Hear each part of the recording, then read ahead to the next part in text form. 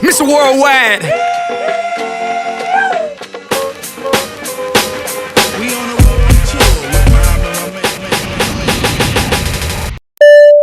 Welcome everybody to episode 3, Quarantine Life of Global Brothers Podcast. We have a very, very special guest in the house today, along with myself, the Dandy, and my brother, Big Heath.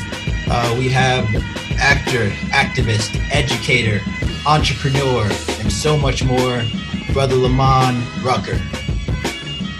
All right. Good morning, everybody. Thank you, man. Thanks for having me. Thanks for being here, everybody. Appreciate the support and the interest. Absolutely. So, like a little bit of background. Heath has been raving about you for quite some time now. As you know, Heath wears his heart on his sleeve, which is what I love about the brother. If he has respect for you and if he loves you like family, he will tell anybody else about you and about your movements and what you're doing and just why you're such a positive effect on his life, and he shares that with everybody else. And like I do the same about him as well, and I kind of learned that from like him going forward. So definitely a bit familiar with your work, brother, and more so than your work, you as a person, because he knows you personally. So we're looking forward to hear from you today, and I'm gonna let Heath kind of do a bit more intro from a personal level. Yeah, and I'll try to keep this brief as possible. But Lamman, of course, we go back arguably 30 years. I'm not sure. I mean, our teens, right? Almost. Yeah. Almost. I think it'll be 30 next year. Yeah, right. Well, no, it'll be 20 for me, 30 for you, right? Just 20. Right. That's right. It's different. Yeah, it's different. But you being, traveling around the world the way you do, being an activist, and a lot of people see you on the big screen, but some of our conversation today is going to be about some of the things you do behind the scenes because you have a platform. So you take your talents away from Hollywood and you make a huge impact. And all the schools that I've worked at, you've come to speak.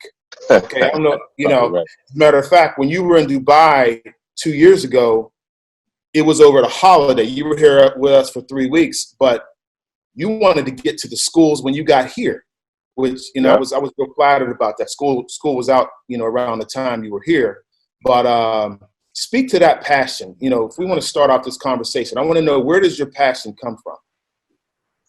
Yeah, man. Well, I mean, I gotta really, I'd have to give that love to, obviously to my parents, my extended family, and just my roots as, being a kid from Pittsburgh. You know what I'm saying? So that's where it comes from, man. Quick story. Lamman and I played basketball growing up for a long time. We hung out, we were in our younger days hanging out and everything. And I remember a time where I was working at this local university, and I had been with Lamman maybe a day or two prior. I come out of my house at 7 a.m, and there's a movie being shot on my street, and my house was one of the scenes or one of the shots. And I come out, and it's the Temptations movie. And I'm thinking to myself, like, nobody's going to tell us. I couldn't even get my car off of the movie set. Like, my car was a part of the movie scene. So I was stuck there, and I had to call off that day. I couldn't get out. And I was with Lamman 2 days later, but I see him coming out of a trailer. He's in the movie, and he's one of the main characters in the Temptation movie. So that speaks to how humble he is. And this was 1999, 1998, something like that. 98. But, I have whereas Lamman's filmography started in 98. Right. Yeah. With the Temptations. I know where I worked in 1998. So in that span of time, but I mean, that was a long time ago. And he's been a thespian. He's been an entrepreneur and an activist. Unapologetically so for a long time. So that's just one story. I have many. Heath, did you get compensated? Because you missed work that day. You get compensated? No. As a matter of fact, I had to send pictures that I wasn't lying.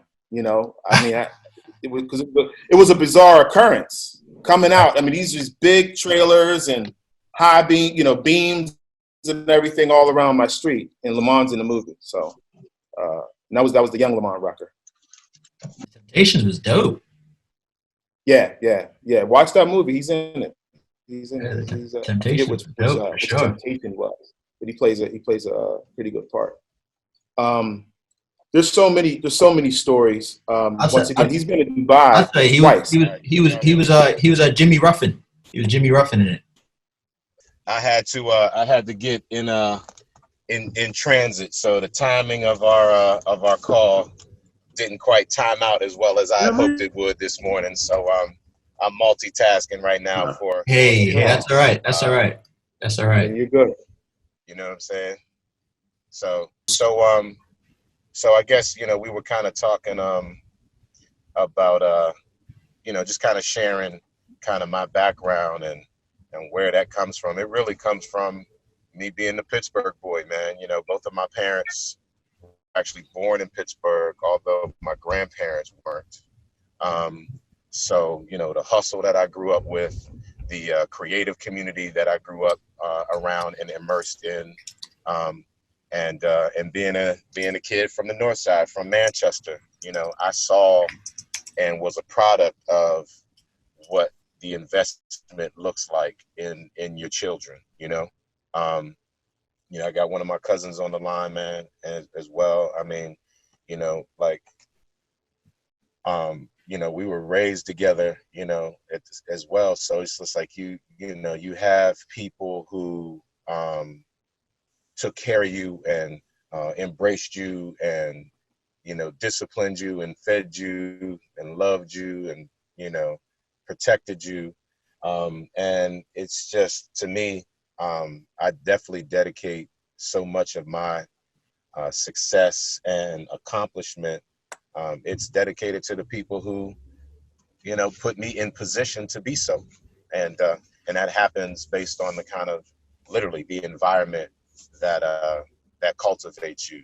And a big part of that environment was the people, was like I said, the arts community and the extended family that I had throughout the arts and creative community. That was those kind of people. That was the difference maker, man. It changed my life and put me in a position to be who I am. Hey, Rucker. Yeah. Rucker. A lot of us, we know the roles that you played on the screen. One of your years ago, you said that you love lifting up the Black family in the images that you play. Speak to that. And even I want to know personally, have you ever been given a role that didn't show a positive image to the Black family and you turned it down? Oh yeah, man. That's happened several times. There's actually probably too many of those to mention that I said no to. Some of those I didn't even I didn't even go to the audition because I know I wasn't interested in any form.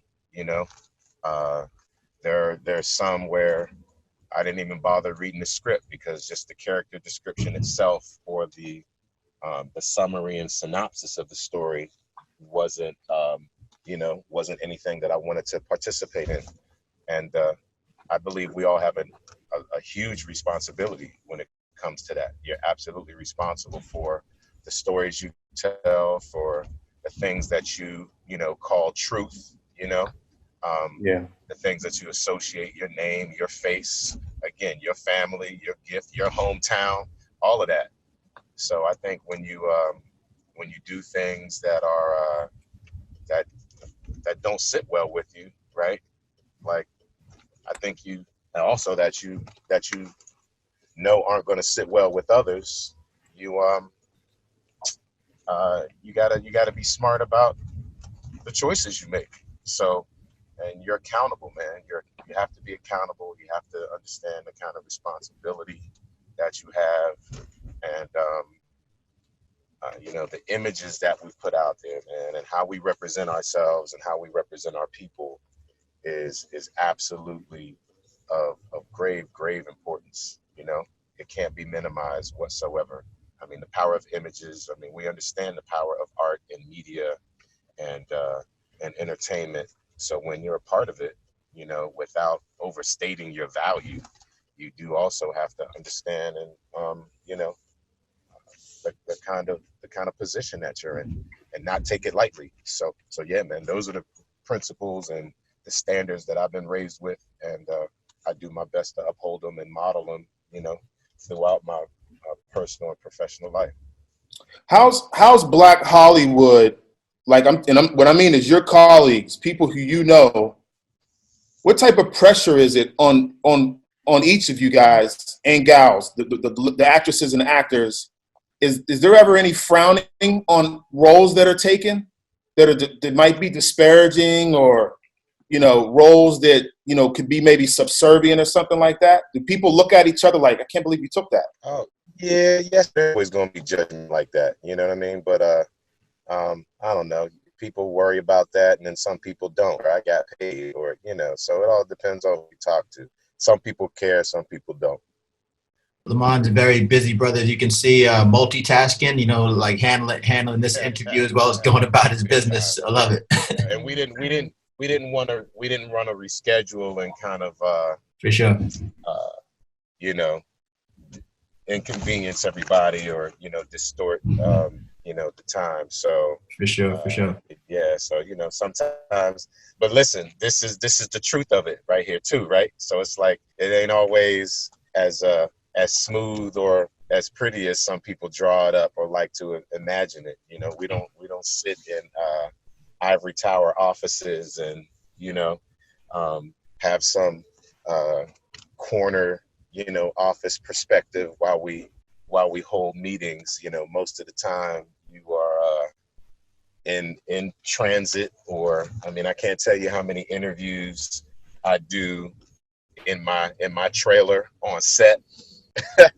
You know what I'm saying? That's very valuable insight there, Lamman, because like a lot of people on the call and a lot of friends that do support Global Brothers podcast, they are entrepreneurs, you know, and they're multitasking people, and, you know, work for themselves, or like, you know, hold down 3-4 different hustles. So, you know, it's very good to hear from someone as experienced as yourself that, you know, you got to keep it moving always. I got a question, Lamman. I know the answer, but I want you to speak to our guests about Let's Talk, the HIV/AIDS short film that you did, and then tie that into your work with Magic Johnson Foundation and the AIDS Health Organization. My AIDS advocacy and education and prevention started as a teenager. So then, as time went on, I continued to do that work. So now my relationship with the AIDS Healthcare Foundation and the Black AIDS Institute, and, I mean, pick a city, the Pittsburgh AIDS Task Force, AIDS Atlanta. I mean, there's countless agencies and entities throughout the country, and I've even been to and spoken at international AIDS conferences and so forth. You know, and then, you know, we did this I Stand with Magic campaign as well, because, as we know, when Magic Johnson contracted HIV, he started the Magic Johnson Foundation, which really focused and has supported HIV/AIDS education and prevention. So yeah, I've been involved in this work for, you know, like we're saying, like decades now, 30 years, you know what I mean? And started as a young person who was really just kind of learning what was happening and understanding how important an issue this was to be connected to. And again, as we said earlier, to take some responsibility for how this is affecting my family, my community, my country, you know, my people. So yeah, I've been committed to this HIV and AIDS fight for a long time, man. Bringing up like the fact that you're leading by example, in terms of your mentoring work with, you know, like young boys and girls, I heard a quote that you said that it's pretty much, it's difficult to be what you can't see. And I'll just say that again for everybody. Like it's a quote that you had said, it's difficult to be what you can't see. How important is it to really lead by example on everything that you're doing? You know, for the, you know, like to show the community and, you know, young boys and girls what they can be. Yeah, Real man. quick, Lamman, real quick. Yeah. Just, I want you to, I'm Kanye West you, just real quick.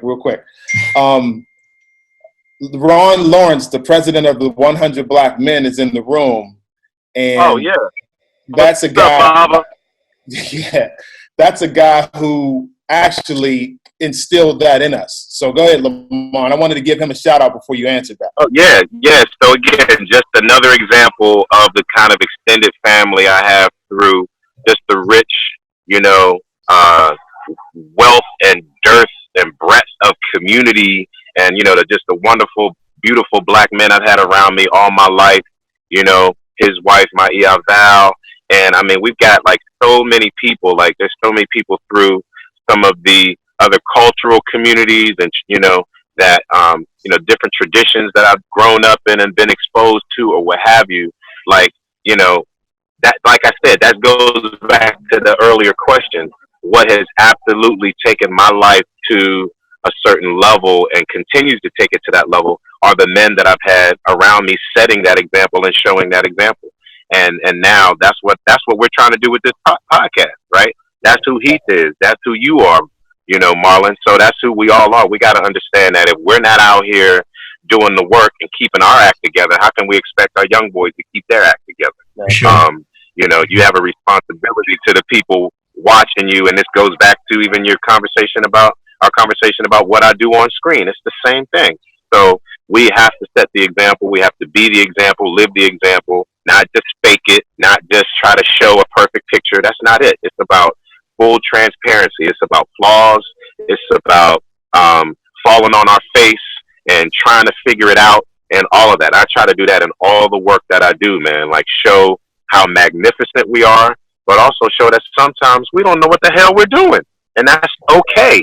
And when you don't know what the hell you're doing, reach up to an elder. When you don't know what the hell you're doing, reach out to a peer. Hopefully a peer who at least is trying hard to do good. And what we've got sometimes is some of our kids and some of our young people and some of our young boys that we got knuckleheads reaching out for help to other knuckleheads, and then they're all just a group of knuckleheads, So, but what they are looking for and reaching for sometimes is love, is leadership, is brotherhood, is fatherhood.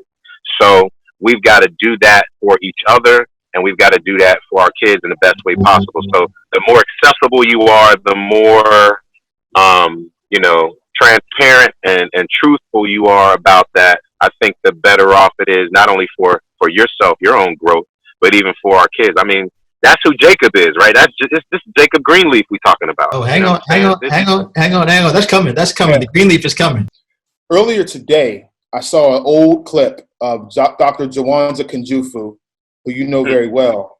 And the clip was about 7 minutes long, and he talked about the struggle to be popular and to be smart.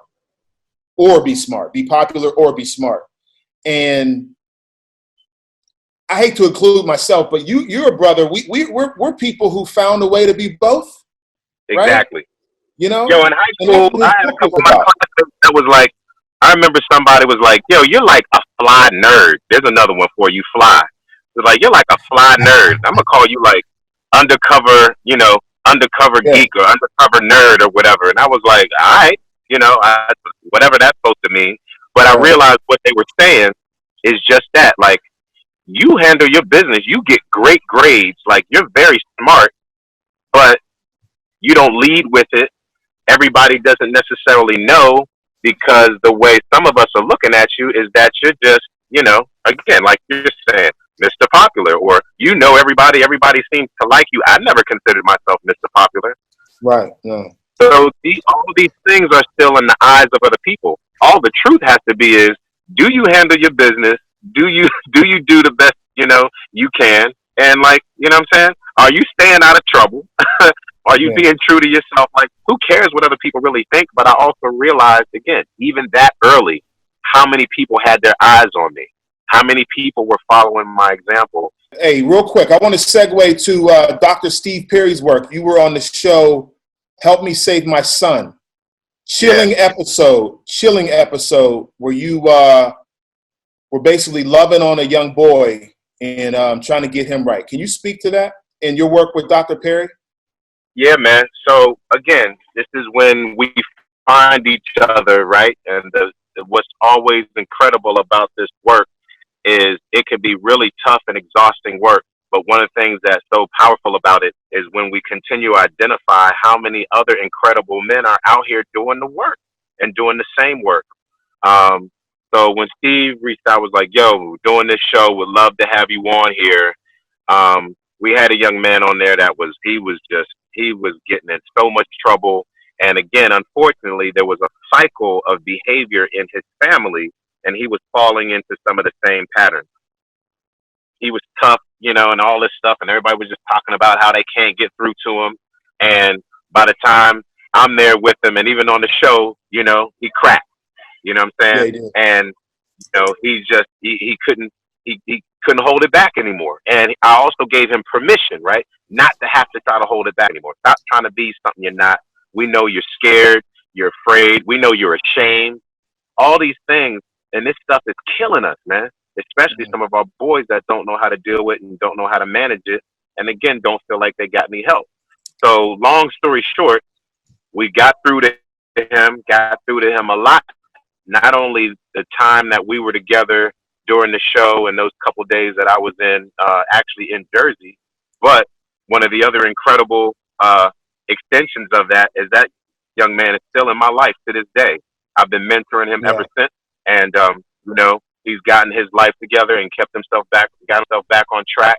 Graduated from high school, went and got some other professional training, and is working, self sufficient, not in trouble, and has left those behaviors and some of those patterns, behind him. Beautiful young man. And so, again, I gained another little brother that day.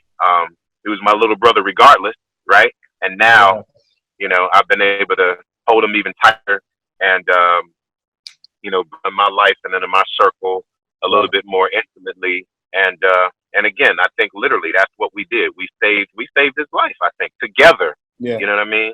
There's the popular saying of you don't want to meet your heroes. I'm sure you've heard that, right? Yeah. But like in your case, I can see anyone coming up watching your work. I can tell them, from talking to you now, that's the complete opposite. I'd love to meet you because it sounds like you are exactly what you portray. I try, man. I try to make sure that those guys, all the men that I portray, are very different from me. They're not me, but they're definitely a part of me. I definitely have a lot of things in common with them, but there's a lot of things, the detail, the nuance, even the three of us, as much as we all have in common, we're three completely different human beings. And the details and the nuances are what are important and what make us all special and unique. But I also tell people, especially kids, you're unique, just like everybody else. Right. So you also have to keep it in perspective that you're not the only one, and you don't know everybody's story, and you don't know everybody's life. So the details and the minutia and the little, again, the nuances are what's so important. So that's what I try to explore with every character that I play. Is all right, what sets Jacob apart from Marshall, or from, y'all mentioned Jimmy Ruffin, or from Chase, or Garrett, or Will, or I could count, right? I could just mention countless characters that I portray, but all these men are very different. And what I strive to do is to make sure that every man that's watching and every man that's witnessing this story sees himself somewhere, very honestly in the story, or at least in one of those guys. I've portrayed everything, man. I've been, and even things that weren't favorable at all. I remember when I was on the Stokes, my character was accused of rape. Yeah. I've also played an 8-year-old boy who's been raped. You know what I'm saying? So I've been the work that I've done has so broadly on the spectrum of being the victim and the predator, the man who's figured it all out and Mr. Successful and seems to have it all together, and the dude who's absolutely clueless and doesn't know what he's doing and is on this journey of self-discovery and hopefully will get his act together. Whatever it is, that's part of the fun and part of the work, is exploring all of that, because that's the truth. Yeah, you know what was a pretty profound role you played? You just made me think of it. In the movie The Man in 3B, the boy who I guess he was molested, and he took to you for compassion or intimacy. You remember that? Yep. Yep. Like, Yeah. I asked you if you remembered it, like you didn't play the role, but Right. yeah, Right. No, that was absolutely. pretty profound. He hadn't been molested, but he was gay, and he was still in the closet about being gay. Exactly. That's what it was. That was his secret, right? And again, somebody that my character had kind of, started to kind of take under his wing like a little brother, and kind of look out for him. And it also spoke to, regardless of the young man's sexuality, which wasn't really entirely the point, Right. but part of what happens, and you understand this as an educator working with young boys, and in particular young girls, and even their mothers and aunties or whatever, is how people start to sometimes internalize or even misinterpret the love and the intimacy and the affection and the devotion that you have to them, and they can literally start to fall in love with you. They can literally start to, they want you to be their boyfriend or their daddy, or marry their mom or their auntie, and they try, they all it, and you're like, hold on, I love you. That's been my entire career. Because I love you because I'm your teacher. I love you because I'm a father figure. But no, you can call, I know you consider me kind of like an uncle, but I'm not marrying your auntie. Right. And young boys, have these challenges as well. They're trying to. It's all part of how we process what love, is, and sometimes it's the reason why some even grown men can't tell other grown men I love you, is because they still struggle with how to express, these feelings of love and connection and intimacy, because they think it's sexual when it's not that at all. I mean, I even spoke at a relationship conference one time and talked about the fact that I've had a couple women in my life that I've actually dated, that I realized I wasn't supposed to date you, but I thought because I cared about you so much and you're attractive that we were supposed to date. And what we realized is like, nah, love takes so many different forms. And the reason why we've got this connection, it doesn't have anything to do with being in a romantic relationship with each other, but we are supposed to be a part of each other's lives and a part of each other's families, until the end of time, but not in this romantic or sexual way. I just want to bring up two questions from the room. One question is from Loki. He says, in terms of mentorship, how do you go about choosing one, and how important is it in this day and age, mentorship? So I think he means like, how do you go about choosing a mentee in terms of someone to look after and kind of show the ropes? I think both are necessary. So let's just do those one at a time, because that's a lot to process and talk about, but I'm going to try to, again, be brief. So I think both are necessary. So regardless of where you are and what age you are, or how much you feel like you know or can give or share, there's no greater resource than you. You, the person, you, the individual, whatever you've seen, whatever you know, whatever you've experienced, that's something to give and something to share. Somebody can benefit from that, and there's also somebody that can continue also to pour into you. I think what all of us need, no matter what age we are mentors. And I think all of us, no matter what age we are, also are mentors. So what we all gotta find the opportunity to do is just look right within your reach. They're more than likely, and somebody doesn't have to be, at death's door, or they don't have to be a criminal that needs your help. Like, just, it's probably a neighbor. It might be a niece or nephew, or I've got people who I call nieces and nephews. They're not biologically related at all, but simply because they're the child of somebody else I know.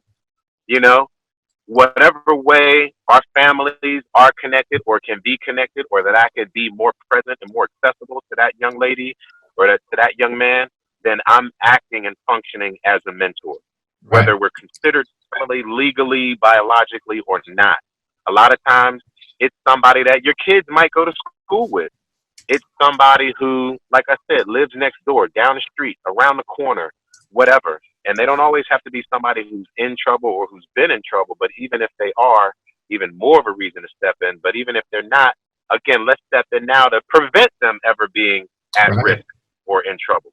And similarly, we reach up the line to those who know better than us or been around longer than us, or um, that we admire, or that maybe we'd like to learn from or maybe do business with, or I mean, there's people that I realize I gravitate to because I'm just curious about what it is that they do. You know, I mean, in Atlanta, for example, I got a chiropractor who's a young brother. He's also a Hampton graduate. You know, I do work with Hampton. You know, I'm on their board. I'm actually beginning my PhD there. My wife's an alum. So we immediately vibe because not only we have this Hampton University connection, but also because he's a young brother. You know, I always try to make sure all my practitioners and doctors and dentists and all that, everywhere I live and work, are people of color. So I have this highly qualified, beautiful brother, young. We got a lot in common. And I realize I'm in there and I'm learning about, you know, chiropractic medicine, you know, every time I'm with them and even in between. So there's people that sometimes there are doctors, or like I said, are dentists, are auto mechanics, or whatever. I don't care who it is. I'm like such a learner. I'm gravitating to people and learning from people and coming up under people's wings because what they do is important to me and my body and my health and my wellness, but also just because I think so much of what so many other people do is so interesting. Now they're leading me. Now they're becoming a mentor in my own personal wellness, right? If nothing less. Like, so that's mentorship too, as far as I'm concerned. But For my sure. point is, a lot of this information, a lot of these people are right within your reach. You know, what is it that you want to do? What are your dreams? Are you an entrepreneur? Do you want to go into business for yourself? If so, find somebody who's already doing what you need to do, and, you know, learn from them, come up under them, align yourself with them, volunteer with them, intern with them, offer your services and your time and your expertise, you know, whatever it is. So, and just get yourself in that ecosystem because that's going to, you know, pay dividends, but bring some value. Don't just latch on to people just to use them, you know, for your own benefit. Bring some value. And you have to know that you do have value. Even Yeah. if you don't feel like you know much about what it is they're going to teach you, Right. there's still value that you're going to bring to that equation. Trey Lou says, while our young men are being attacked, how can we lift up our young men's morale, and how can they personally help as a radio personality? Yeah, that's tough. I think it's really difficult to try to figure out because everybody manages their anxiety and their trauma, if you will, in a very different way. So I think we've got to one be. I think just the honesty and the transparency about what's really going on with people is what we have to also facilitate. We're using this language of mental health and that, you know, a lot more openly and freely now. But what a lot of it really comes down to is us simply being honest about our feelings. You know what I'm saying? And if we're not really talking about and managing our feelings, what often happens is we then are held responsible for our behavior, but nobody ever really dealt with our feelings. So we've got to give our young men the opportunity to speak up, and all people, because what happens to our young men and boys is also happening to our, you know, young women and girls, and even we've had things even happen to some of our elderly, you know, men and women. Yeah. So we've got to give ourselves the opportunity to have an open, safe, and honest forum about what's really happening with us.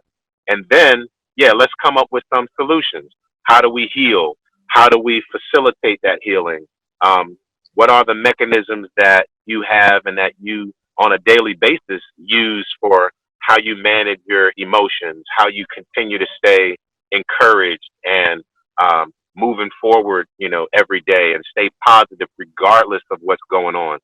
And that kind of courageous, you know, decision making and that kind of how you move forward and how you convince yourself that you can still be part of the solution and that positive change is happening and is still it's still possible is a consistent conversation and mental and emotional and spiritual training and process that you've got to have. And people do it a variety of different ways, whether it's through faith, whether it's through other kind of routine and personal kind of spiritual, ritual. People put affirmations on their bathroom mirror, or they say affirmative things to themselves throughout the day. I pray. I have my different forms of meditation and self-encouragement and empowerment. So we've got to all kind of learn and teach what some of those methods and techniques are, because we all need them on good days and bad days. And whether it's just a regular day of trial and tribulation, or it's something that's tragic, as what happened, to again our Mods and Trayvons and so forth. Lamman, quick question. Well, it's not a quick question. It's I'll preface it by 1992. I was getting prepared. Lamman and I played college basketball, but he played at a university very close to mine, and we played against each other. Okay, so we grew up together, played on the courts together, but then we went to separate colleges. Every summer league, we played with or against each other. Yeah, we were with each other, and in the fall we battled against each other. But 1992, I'm getting prepared for a college basketball game, and I found out the news. And my teammate, who was your brother, basically, you guys grew up in the same house, Samba, took my shoes and wrote your late brother's name on my shoes. That day, I don't know if it was hours before our game, but you lost your brother at age 19 back in 1992. And I couldn't touch you then. I was away at college. You were away at college. We were only a half hour away from each other, but you were doing your thing. I was doing my thing. We didn't have cell phones. We didn't have social media. I couldn't reach out. And it seemed as though you dealt with that, and it like propelled you, in my eyes. It like thrusted you into another sphere of motivation. Am I correct by saying that? Yeah, you would be very correct. So when I seen you deal with, and I know I'm going back, but I hate to digress, but to go back to Dr. Steve Perry, the work you do, American Heart Association, AIDS, awareness and intervention. When I see that, when I see you doing the work, it takes me back to when we were kids, when we literally had to dig ourselves out of trauma. And it's just one of those things. I hear you speak passionate about some of the work you do and what you do for kids, even what you've done for my son and all the kids around the Pittsburgh and DC area.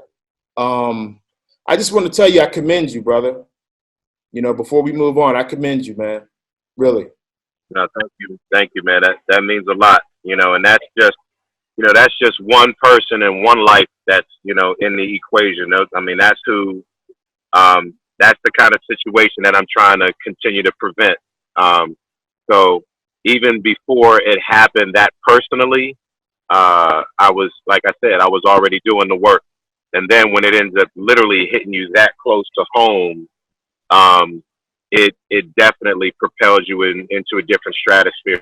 But similarly, just like anybody in any family, just like all of our families, that was so to put it plainly, or to put it, I guess maybe more broadly, that was one of my Ahmads, right? That was one of my early Trayvons. That was one of my, so it's like, I learned very early on, and even I've had other instances prior to that where I lost other friends or family or what have you, where you've got to find a healthy way to use and process the tragedy and the trauma that comes your way. And I could have very easily gone back to DC from college and tried to hunt down, you know, the person who, you know, shot and murdered my brother. I could have uh, easily tried to get vengeance or revenge or, you know, to feed my pain or to feed my ego by, you know, by getting even in that way. But, but that was going to do nothing but contribute to more destruction. It was going to destroy somebody else's family. And it also would have also just destroyed mine. The last thing I was going to do, I remember thinking very clearly, and one of the decisive moments was I'm going to make sure that in this moment I'm not going to put my family in a position to lose two sons. You know, to Right. me that would be absolutely foolish. So instead, I used it as motivation to keep my act together, keep myself, you know, safe, uh, keep myself out of harm's way, and to not embarrass, bring pain or disrespect or dishonor my family, you know, by doing something that was going to re-invite this type of pain or anguish their way. And likewise, I'm like, if I'm going through this, then other families are going through this, and I know they have, and I know they are. So I'm going to be part of the solution, not part of the problem. And absolutely, it's one probably the worst thing that's ever happened to me, and at the same time, it's one of the best things that's happened to me, and it's happened for other people. So that's what I realize. A lot of what's happening to us isn't just happening to us; it's actually happening for us, and it's Right. happening for us so that we can do something bigger, something greater, and something bigger and greater than you. Because it's very easy to be selfish in those situations and just do something that you think is going to make you feel better, but the real unfortunate greater purpose that it can serve is that it'll save other lives even though it couldn't save his. Right. Wow. Wow. He thanks so much for asking that. And Lamman, like the way that you answered that was so powerful. What a traumatic experience for anybody to go through at any age. I pray every day about it. So what I've done, so this is another trick, and this is maybe back to Trey Lou's question a little bit. Sorry to interrupt you, but one of the things that I realize works for me is not to deny it, not to not talk about it, not to repress it, not to deflect it and take it out on anybody else. What I've literally done is when I bless my food every day and I eat every day, I literally also say I've integrated a small prayer into that, you know, to basically kind of like say, you know, I love you basically to my brother every single day. And I've integrated into the ritual of when I bless my food. So if I'm saying thank you, God, for feeding me, I say a little something to my ancestors. And, you know, I've got like a little thing that I've just found a way of organically piecing it all together. So that's one of my daily ways to like, again, pray on it, you know, say, acknowledge it, acknowledge my own feelings and my own pain about it, but also it's a reminder. And you know, like you speak in love with stuff. That's what brings love. I heard a quote that you said about sports, but you said it really relates to anything across the board. You said, I get paid to practice, the game is free. Talk a bit more about that and how you apply that to your life. The real work is done Monday through Saturday. It's film. It's study. It's weight room. It's conditioning. It's nutrition. Again, it's the self discipline of staying out of trouble, right? Being available. You know, because some guys, again, whether it's injury or even their poor decision making and the things, the issues that they have in their personal life that get in the way of them even being able to be available, let alone compete at a high level, right? So it's that's part of the premise. Even as an actor, when it comes to rehearsal, y'all never see rehearsal. You just expect when you show up to the play that it's dope. You want to get what you paid for. So my responsibility is to do everything that I was supposed to do prior to that, so that when you show up, you get what you paid for. You know, and So that's really what it comes down to. It's kind of like, even as an athlete, it's what you do in the off season that shows itself during the season. Nobody sees that. Nobody's there. Nobody's doing that work with you. But that's what you have to be committed to. And I also have learned the harder you work then, the easier the season is, right? Your practices should be harder than the games. When your practices are harder and more competitive than the game, like, oh man, like by the time you get to the game, you're like, this is nowhere near as competitive or as difficult as practice. So that's what it is. It's more of it's an issue of work ethic and, and commitment and self-discipline. You've had a lot of different variations of roles in terms of your soap opera work, your work on UPN, the films that you've done that people might consider like a black genre with, Tyler Perry, and then now to the OWN network. We have a specific question from Noor saying that she wants to hear about your work with Greenleaf, as well as, Why Did I Get Married? Those two roles in particular, how did you embody those characters? So Greenleaf and Why Did I Get Married? So that work was, combination of, like we said, kind of like, how similar are you to these guys, right? Mm-hmm. But what you're really doing is less personal than it is, just serving that story. You have to understand what kind of function and, what's the purpose of your character in the story? What are people, what do you want people to walk away from? Again, what images are you, setting forth and putting forward?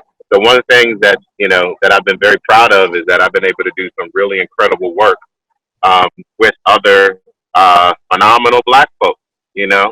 I mean, you don't get to you don't get much higher on the food chain when it comes to who are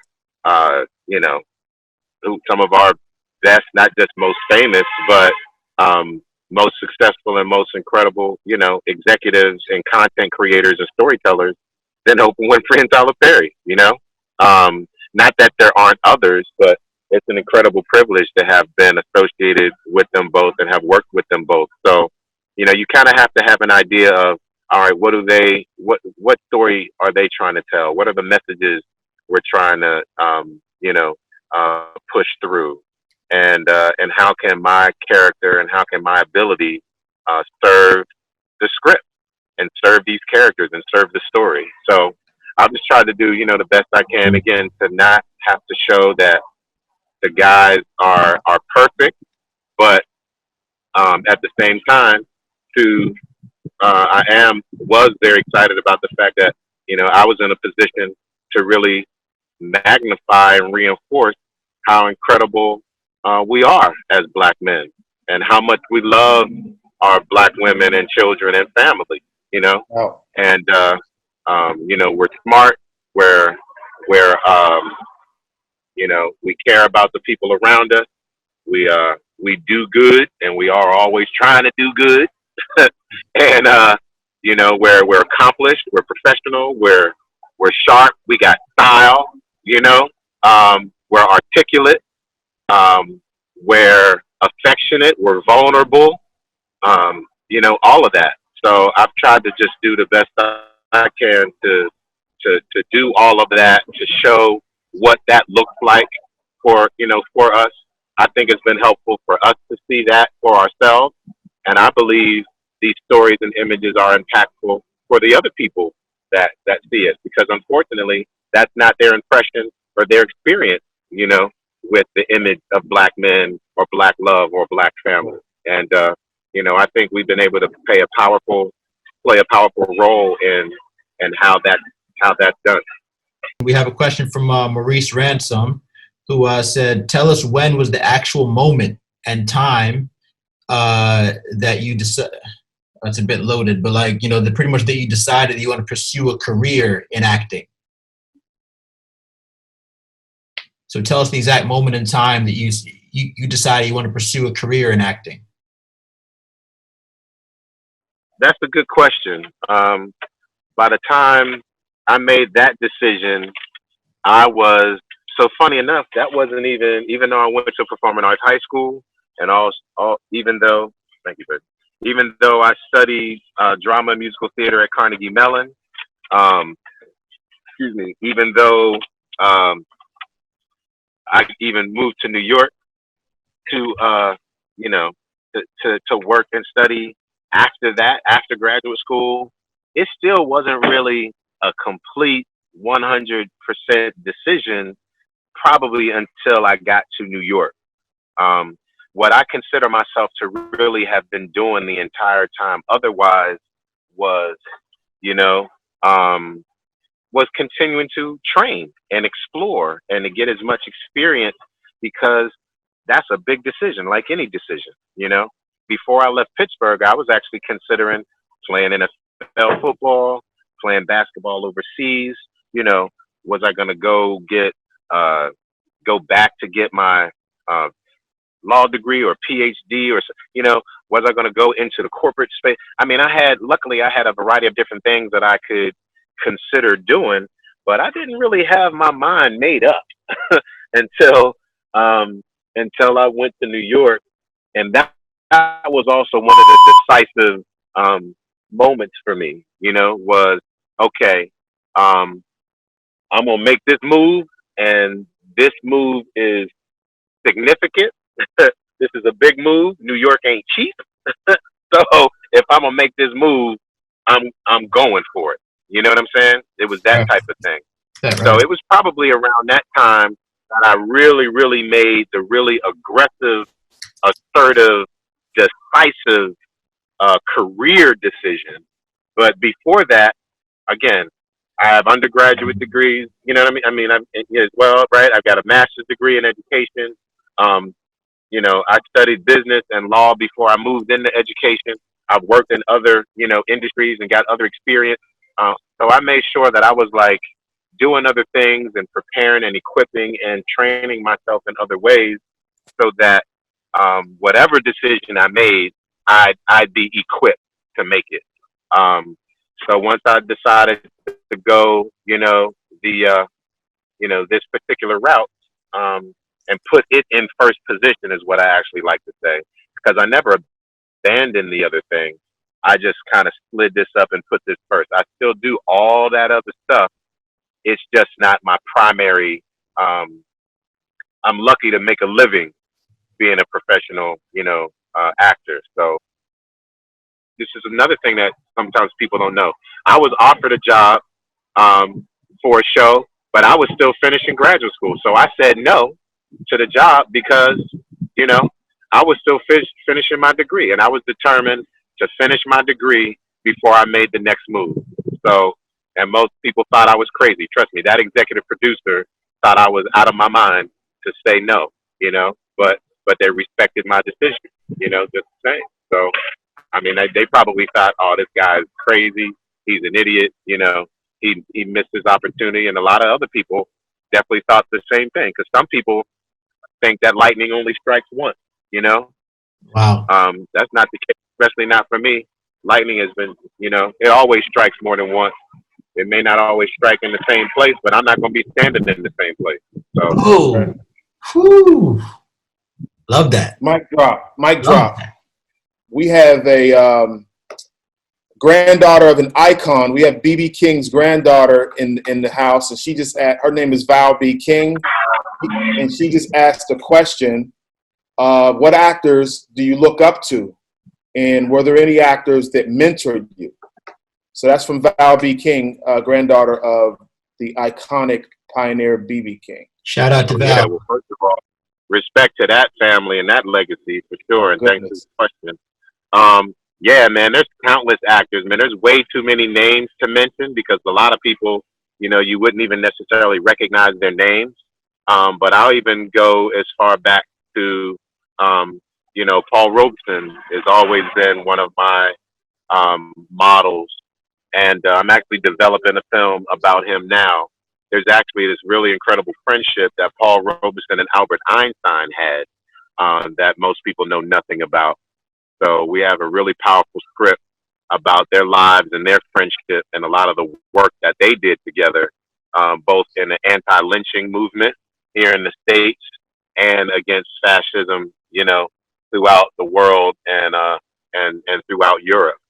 So there's a really powerful, you know, a really powerful example that Paul Robeson set for me, especially when it comes to how to do all of this together, the way we're talking about, how to be a scholar, an athlete, an artist, a father, a husband. So he was definitely a very instrumental model for me. Excellent actor, beautiful voice, singer, and humanitarian. So I've respected, you know, his example for a very long time.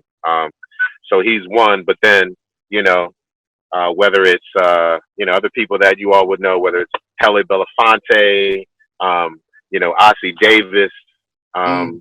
you know, some more contemporary ones. Some of the guys that I like now that we see a lot, but I don't believe we see enough, I like, brothers like Harry Lennox and Dennis Haysbert. And I mean, it's so easy for people to jump on the, like the Denzel or Sam Jackson bandwagon, for example. But I mean, I was thrilled to work with Keith David. People have no idea how decorated Keith's career is and how he's also somebody who's done everything. I mean, he does countless voiceover work. He's got a beautiful singing voice. He's done Broadway, all of that. So it's like film, television, stage, voiceover, animation, all of that. When you really look at what it really means to be an artist and what it really means to be an actor, the people who are really doing it on all of these, levels and in all these various places and spaces that we do it, there's a lot of folks whose work that I admire and respect, especially those who've done it with class, with who've done it at a certain um, standard of excellence and consistency, and also the way they live and breathe and walk and talk in their personal lives is just as important as what they do on camera. We have another question from Teba from Ethiopia. So yeah, global indeed. Teba says, how do you define success? What does success mean to you? That's an excellent question, and that's one of my master classes right there, actually. So, and I'm gonna give you somewhat of the abbreviated version of it because that's all we have time for. For free, but for free as well. Master class. Yeah, exactly. Yeah, real talk. So one of the ways that I also define that is that has nothing to do with the things that you can count or touch, or what's sitting in the bank. It has nothing to do with the admiration of other people, anything like that. So what success really is about you aligning with what you're supposed to be doing here and how you're supposed to be doing it. And when you get in touch with that truth, and when you get your value system aligned and in the right place, you stop chasing things and money and people and attention and all this other stuff. Like, success comes to you in a much more quality way.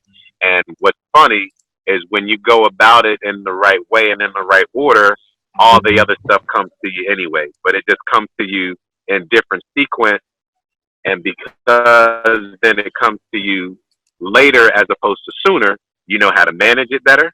You know how to apply the money and the attention and the fame or the things that you get.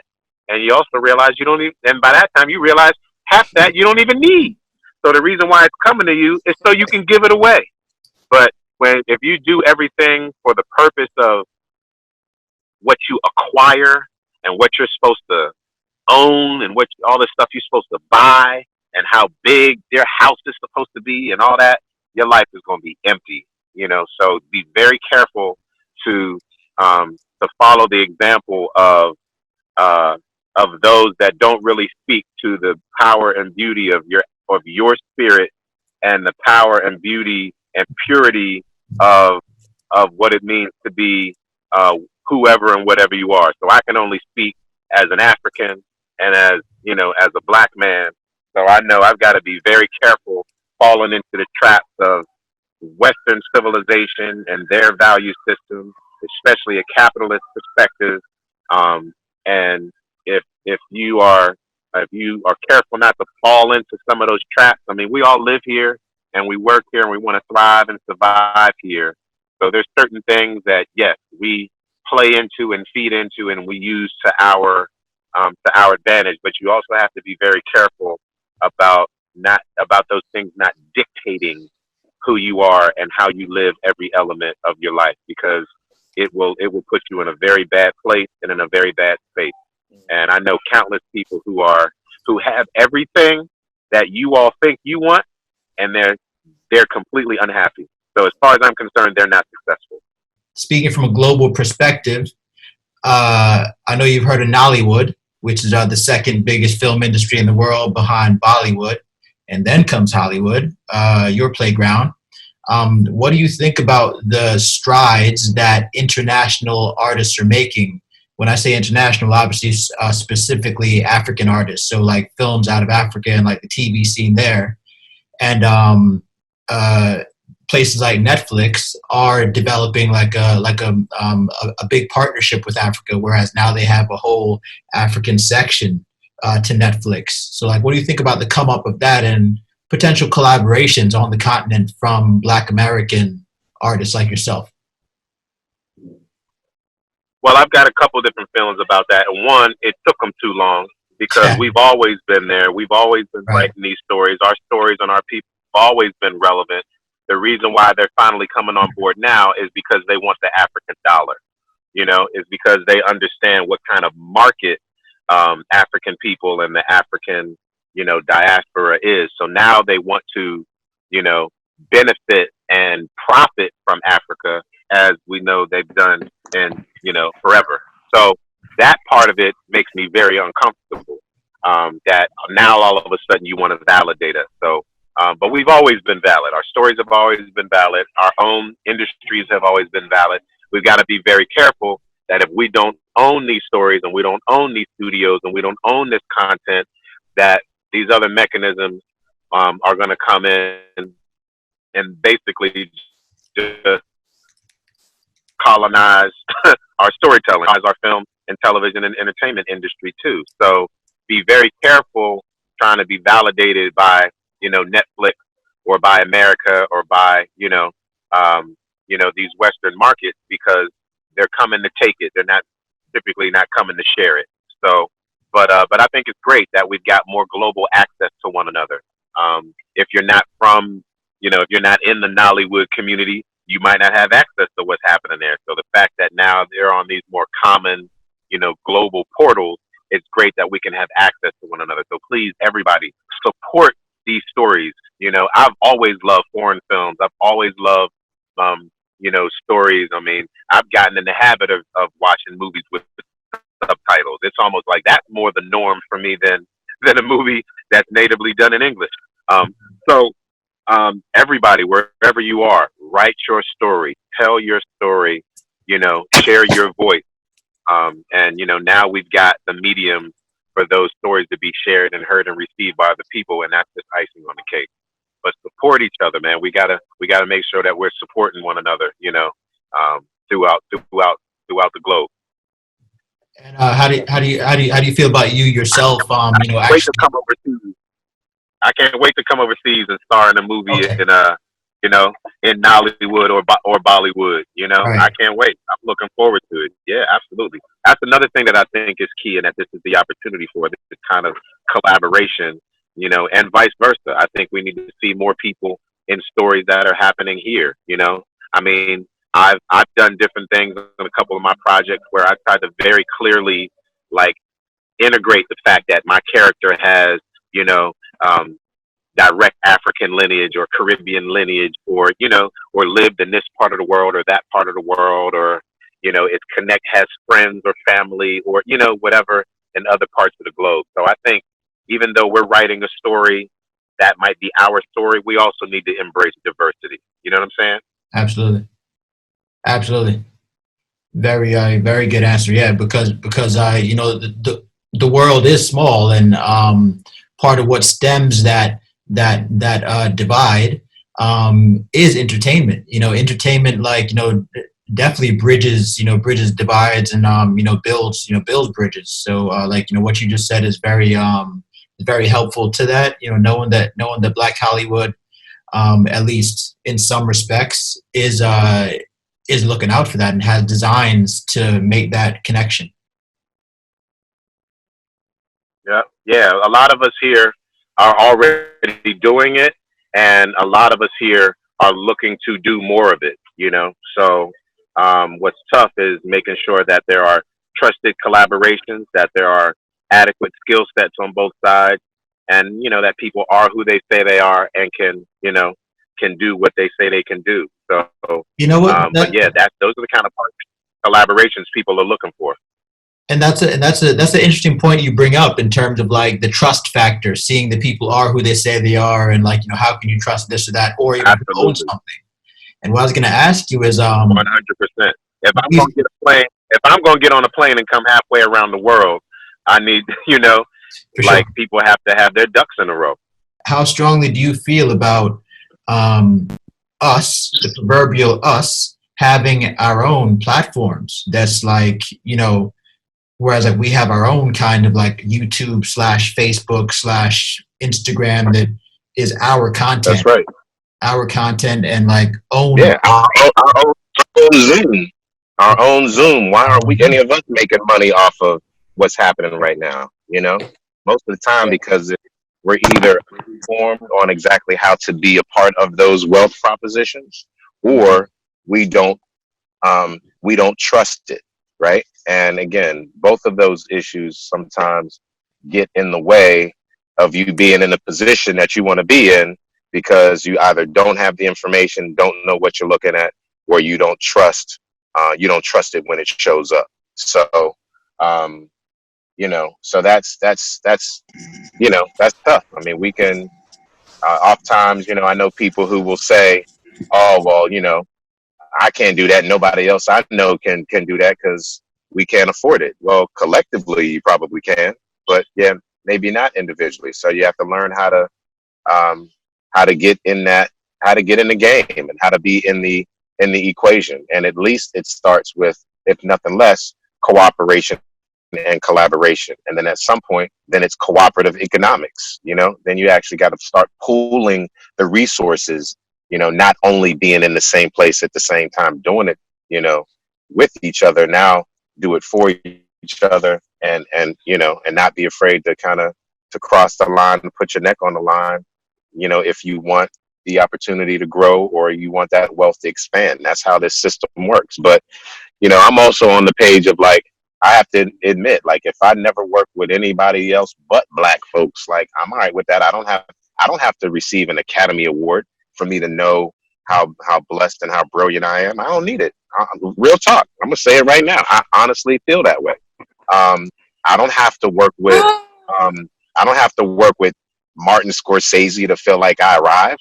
So if I only work with Oprah and Tyler for the rest of my career, I'm cool with that. I mean, it's like, if you talk about who are some of the most legendary groups or singers or bands, some of them don't have Emmys and Grammys and all that. Like, I'll gladly be Frankie Beverly and Mays. I don't need to be the Rolling Stones. To hell with the Rolling Stones. You know what I'm saying? I know who's telling the stories that matter. I know who's coming from my community and my experience, and who's in every single household that looks like me and shares my origins. I know who that is. So all I got to do is be, you know, loved and received and appreciated, and not for my ego, but because that's who finds value in what I'm doing. If it's only people that look like me, why isn't that success? You know what I'm saying? Why isn't that good enough? You know what I'm saying? So what's funny is people don't consider themselves to have arrived anywhere until somebody else validates them. They Right. do that in their lives, in their romantic lives, their professional lives, whatever. I could care less, like, honestly, all this stuff that I'm doing, if and when it happens, it is all icing on the cake. You know what I mean? Really. So, like, I already know what kind of value I have. Like, I I've known I was a star for forever. You know, you just found out. You know what I'm saying?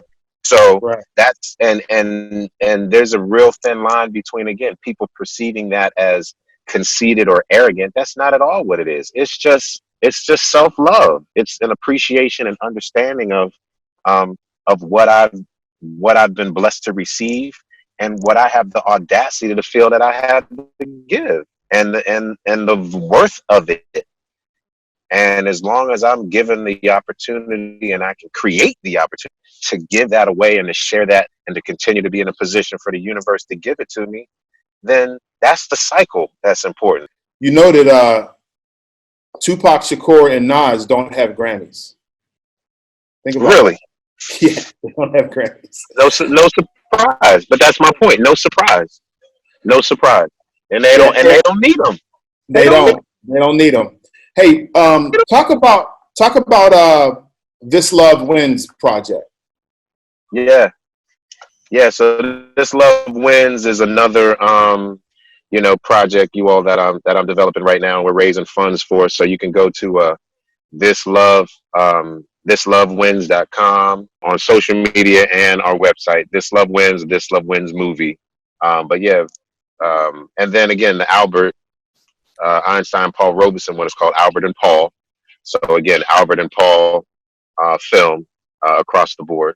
But yeah, This Love Wins is basically about the challenges of children in foster care, and in our adoption services and systems. And it really just kind of speaks to also the reality of how some people and some families and some women in particular struggle with infertility, um, uh, how they are challenged with having to be creative about um, about how they see family and how they're willing to shape and design their family, sometimes by choice and sometimes it's by chance. I've seen this work and the value of it in my own personal life. Talking to one of my other homeboys, he's just like, he literally has three of his nephews that now all of a sudden he's got three boys in his home that he didn't even plan to take care of. Right. Now all of a sudden he got three kids. So these things happen all the time. So that's really what This Love Wins is about, man. It just speaks to these other designs that God has for what our families sometimes can and will look like. It's at a crowdfunding stage right now, right? Yeah. So we're still raising funds to put the film into production, but we got the script, budget, all that. It's an incredible project. I'm really excited about it. We're hoping to, even in spite of all this, if we can make it happen before the end of the year, that would be, Mm-hmm. it would be an awesome achievement. Yeah. How are So, you and yeah. your colleagues, speaking of this whole, hopefully we can do it at the end of the year. I'm thinking about all the thespians, the entertainers, the influencers. I mean, you guys have had to pause and cancel so much. What are you and some of your, people in the industry, how are they managing all of this? Yeah, man, it's tough. So that's why it's so important for everybody, no matter what you do, to have, again, multiple streams of income, or to have, other things that feed your spirit, as well, because at these things happen all the time, or they happen periodically, or they happen. It's not always going to be a pandemic, and it's not always going to be something as broad and as drastic as even our economic, collapse, right? Like back in '08, there are plenty of times in the last 12 years where people have been in this kind of situation, or we've been sidelined or sidetracked by even layoffs, right? I mean, this could be something as simple as getting laid off, or getting fired, or having to leave, your job, or something like that.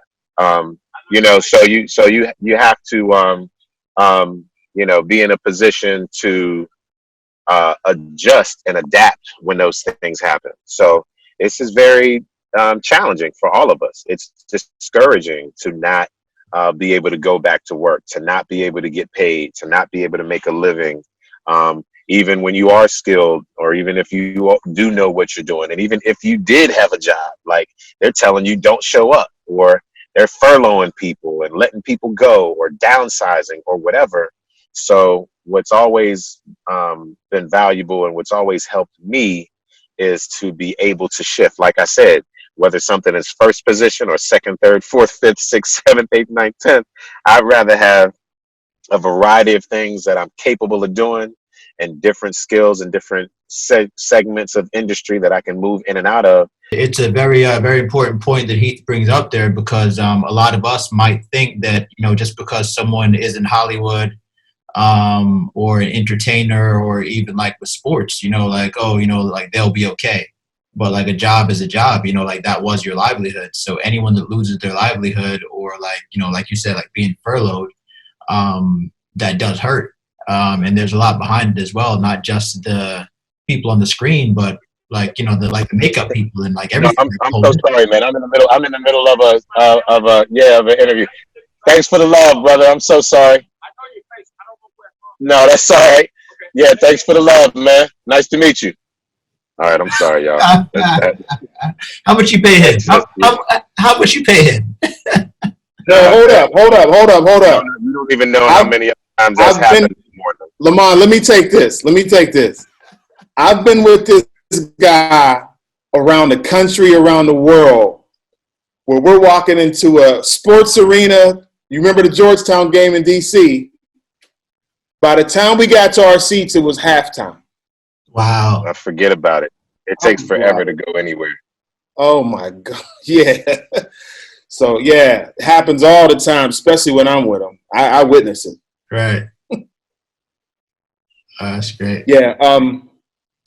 We have questions in the room? I was doing my best not to be rude. The first time, he almost like, I'm in the car right now, so he almost like jumped in the window. I didn't want to go like north side on him and give him an elbow.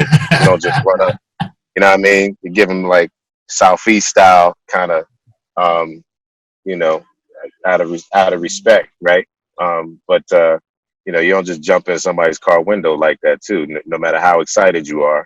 But then the other thing is, out of respect for y'all, I'm trying to continue to give you my undivided attention. I was like mid sentence too, but I wanted to make sure I acknowledged him that time because he came back. Yeah, he deserved that. He definitely deserves that. Yeah, absolutely. Yeah. So I do my best to be courteous and attentive to everybody all the time. Sometimes the situation just doesn't always allow. And sometimes when people don't get exactly what they want or what they hoped for, or what they expected, now you're an asshole, right? When they have no idea that the reason why you couldn't necessarily fulfill their request is because you're in the middle of a meeting or a conversation, or you'd be disrespectful to someone else. But there's always yeah, man. We know each other a long time, bro. So you've seen me in situations like that countless times, and numerous environments, and several different zip codes and country codes. Yes, definitely. Yeah. Looking forward to having you back over here in Dubai. Lamman was here. I think we spent New Year's, Christmas, right? 2018. Yep. You were here for 3 weeks, and then you came over in 2012, I believe. Yeah, I was there prior to that. Yeah. Yeah, 2012. So, yeah, when you get back over, we'll do a part two. Global Brothers podcast, we have a couple places that we broadcast from, mainly Raz Beach Vibes on the Palm Jumeirah, and then also we've done other locations, Fairmont Hotel, Kiza. Yeah, so also the Rotana. We did an interview with MKO at the Rotana. So it's gonna be nice to get you over here, man. Once we're through this whole global crisis. Trey Lou says, what are the plans moving forward, and how can we as people help to keep? Trey Lou's asking all the questions. What are my plans moving forward?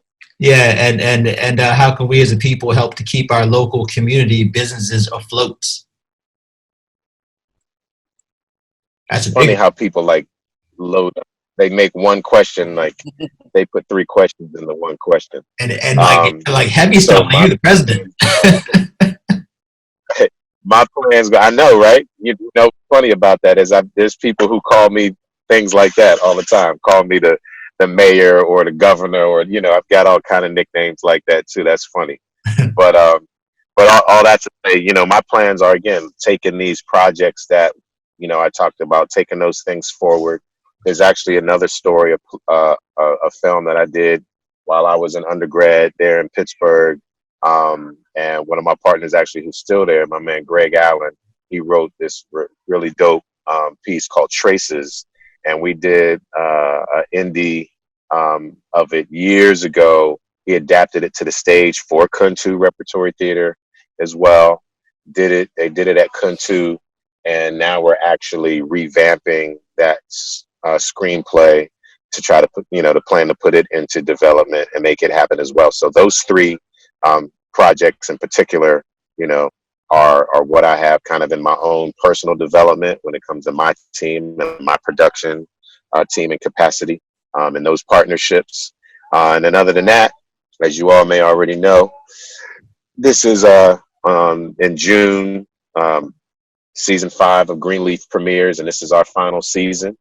So, you know, I'll be looking forward to, you know, moving on to another series after that to keep that pushing. So excited to, you know, consider what that, you know, what that new gig might look like when the time comes. That's always exciting. Um, and then, yeah, I'm looking forward to being back on stage for sure. I'm also, we're revamping and relaunching our nonprofit. Started a nonprofit back in 2009 called the Black Gents of Hollywood. We started it in LA, and we brought actually a couple of our plays there to Pittsburgh over the years. In particular, our Tuskegee Airmen piece. We've gotten away from doing as much of the original theater ensemble production work and are focusing a lot more on service and education. So we're revamping and changing our headquarters to Atlanta.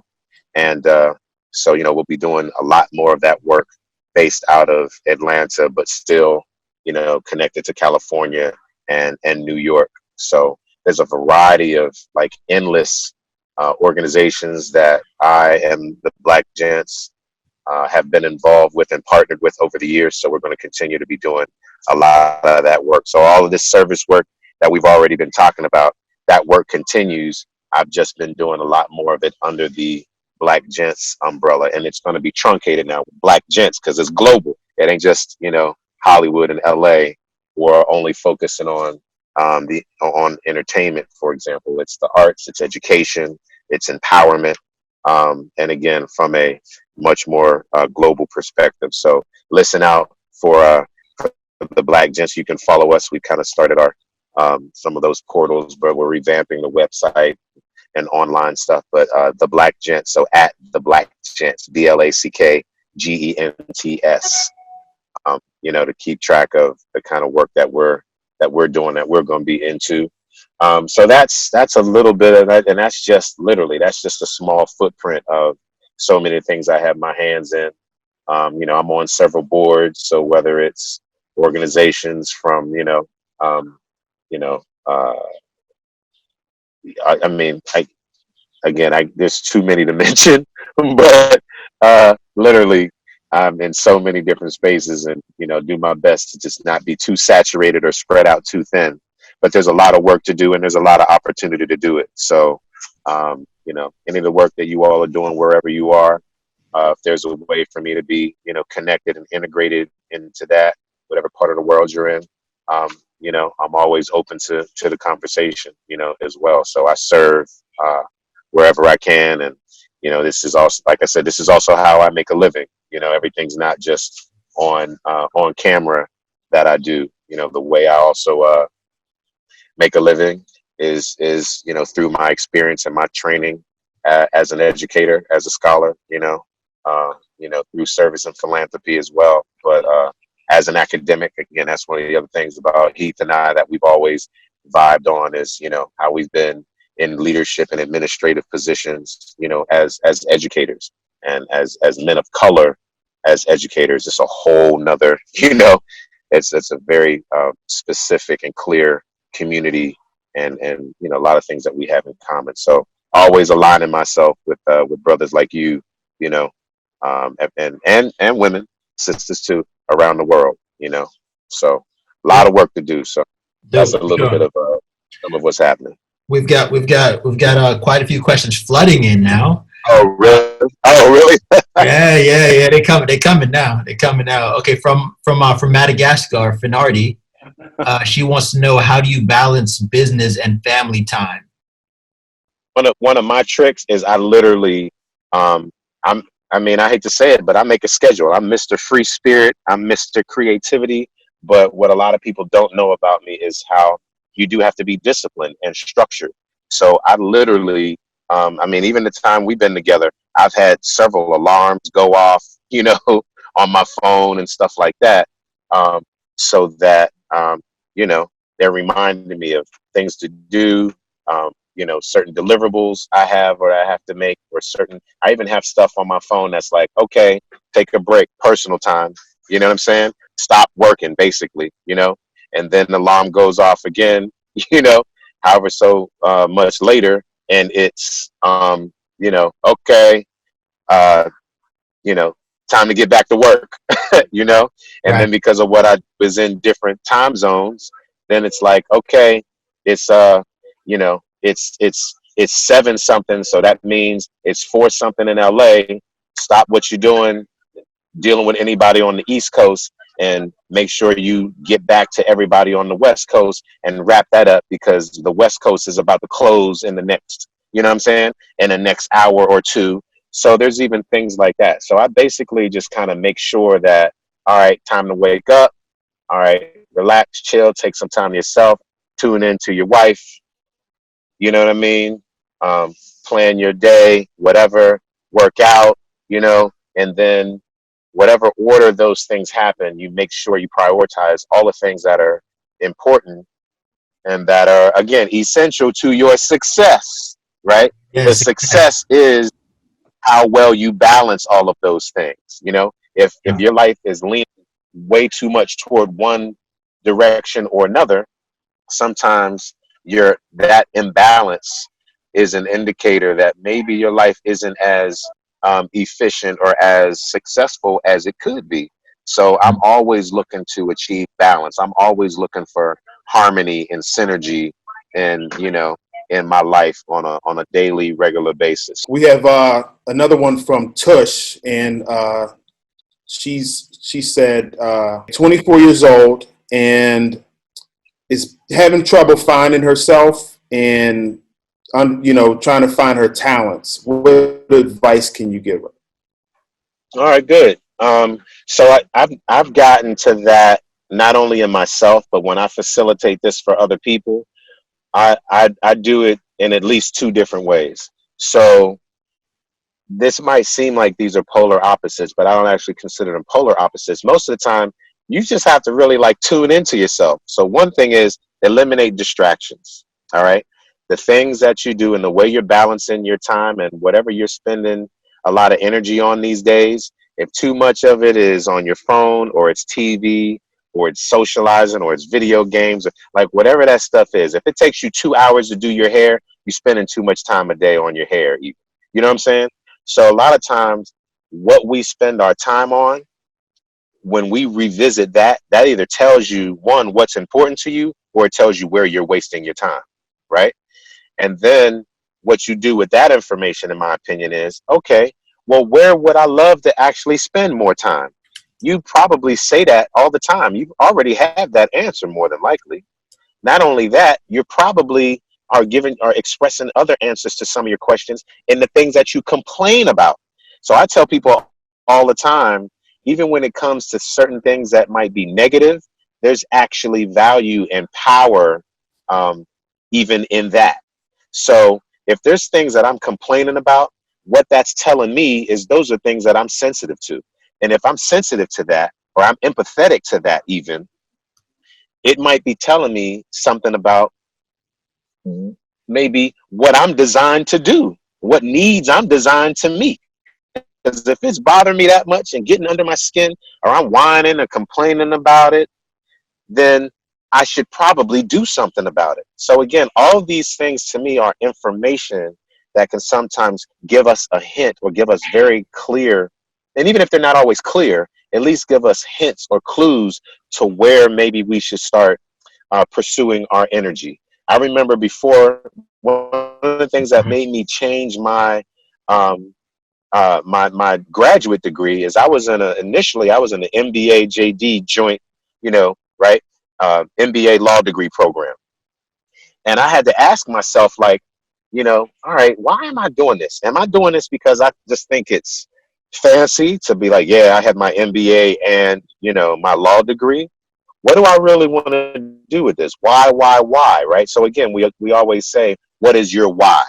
What is your why? What's your source of passion and conviction, purpose is another answer. But sometimes the way we get there is not always the same for everybody else. So what I had to look at was like, okay, what would I do for free? I remember is what I asked myself. And then you know what I realized? I was already doing it. I was already volunteering. I was coaching up at Shinley High School, wasn't making a dime. I had 4 godchildren by that time. If actually more than that, I had just had another godchild. I think the year before, I remember kind of having this conversation. So I was literally taking care of my sister's 2 kids back in DC, my brother's daughter back in DC, a goddaughter back in DC, and by this time I had 3 more godchildren in Pittsburgh.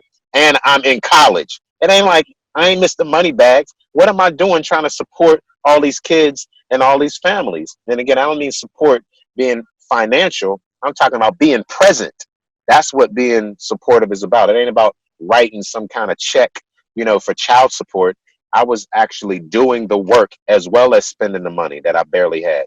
When I thought about it, I was like, duh, it's children, it's education, it's community, it's young people. So I changed my major. One of the best decisions I ever made. Now, do I think I would be making money hand over fist right now as a big time business mogul and law partner or something like that? Absolutely. But would I be as successful?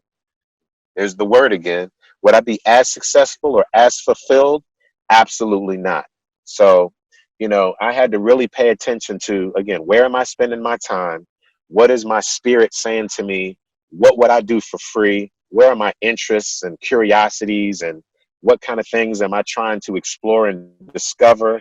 And then you just got to go for it. You have to not be afraid to entrench yourself into the spaces and into the areas and into the fields that that you have these interests and these passions. So luckily, I was able to go to school and get a master's degree in education. I was able to continue to entrench myself within Shinley High School and become, a full-time basketball coach there, even though I was really only an assistant and a volunteer assistant. But I helped take that program to the next level. It had been struggling for quite some time. I know I was a part of that equation.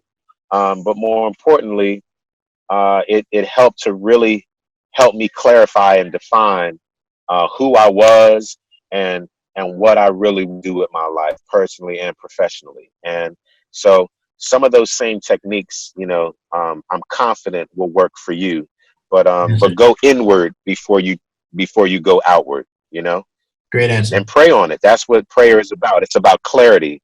It's not about God giving you the answer and doing it for you. It's about you clearing out the space so that you have the clarity and moving the clouds out the way so the sun can shine in and you can get the clarity you need to make the decision for yourself. Amazing answer. Tush, I'm sure, is very happy for all of that. We have 5 minutes exactly left in the last fourth round. So speedball. We turn in the corner. All right, these are quick. These are quick ones, right? Very quick ones.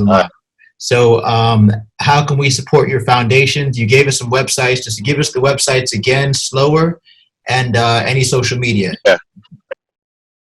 Yeah, the organization is the Black Gents. All right, THEB as in boy, LACK, G as in George, GENTS. The Black Gents, at the Black Gents. My socials are at Lamman Rucker official. That's LAMMAN RUCKER. again, official, OFF as in Frank, ICIAL. And, hashtag pray for Jacob, PRAY, the number 4, JACOB, and of course, hashtag Greenleaf. Anything else I'm doing, again, This Love Wins movie, Albert Paul film. We don't have some of this information yet for Traces, but anything, I mean, whether it's the Association of Black Cardiologists and my heart health work, the AIDS Healthcare Foundation, and all other related interconnected agencies with that, whether it's Dream Corps and Green for All and the Be Me community. Shout out to my brothers throughout the Be Me community. So at BME community, COMMUNITY. There's countless other collectives. Again, the 100 Black Men of America. I mean, there's so many different, partners and things that I'm aligned with. The list is endless. So anytime you hear or see me connected to any of these people, please come out, support, and also support their work regardless of my association. These are people and organizations that are committed to things that matter and are making a difference. I'm gonna grab you there. I'm gonna grab you there. Yeah, go ahead. All right. We'll give you titles and stuff. That's fine. Yeah. Because you guys have Lamman's information, so you can ask him privately. For instance, Noor wants to tell you about her foundation. Noor, you can message Lamman on his Instagram. Next question, really quick one. Have you ever traveled to discover your roots? Which is just a yes or no question. Have you traveled to discover your roots? No.